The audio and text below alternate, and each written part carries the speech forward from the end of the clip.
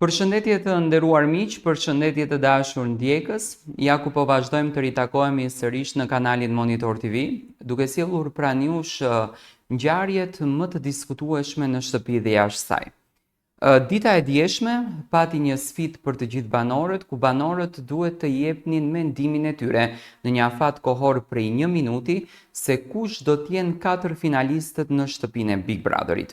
Të gjithë banorët dhanë mendimet e tyre, le të themi të afërta me mendimet tona, deri diku aty shkonin, tek Gjesti, tek Gerta, tek Laerti, tek Rozana dhe tek Egli.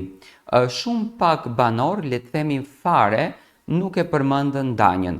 Danja ndoshta kishte krijuar një lloj personazhi në shtëpi, duke marrë përsipër të gjitha komentimet që janë përfolur nga banorët se Danja është një vajzë e edukuar, Danja është një vajzë shumë e mirë, Danja është një vajzë pozitive, por ditën e djeshme dhe natën e mbrëmshme Danja u lëndua shumë se pothuajse asnjë nga banorët nuk e përzjodhën Danjën për të qenë finaliste.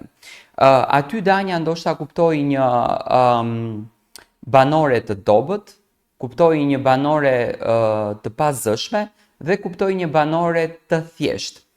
Ky diskutim nuk mbeti pa prekur edhe Eglin.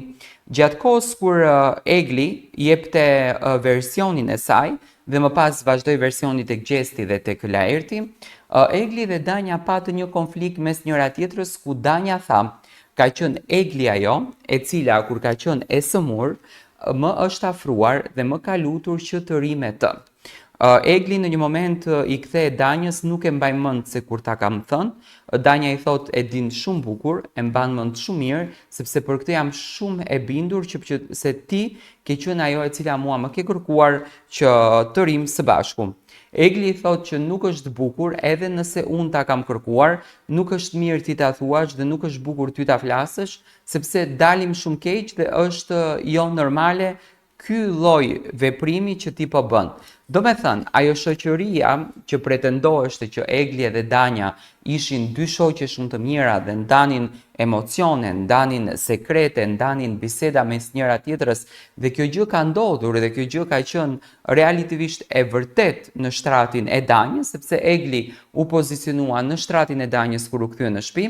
Tashmë është shkatëruar. Egli dhe Danja tashmë nuk e kanë marrëdhënien të dyja së bashku, sepse siç duket i mbeti hatri i Eglit që Danja, do me thënë, e tha këtë fjalën, por mbi të gjitha dhe Danja është mërzitur pak edhe me Eglin, pse Egli nuk e zgjodhi si një ndër vajzat finaliste apo meritore për të qenë në finale.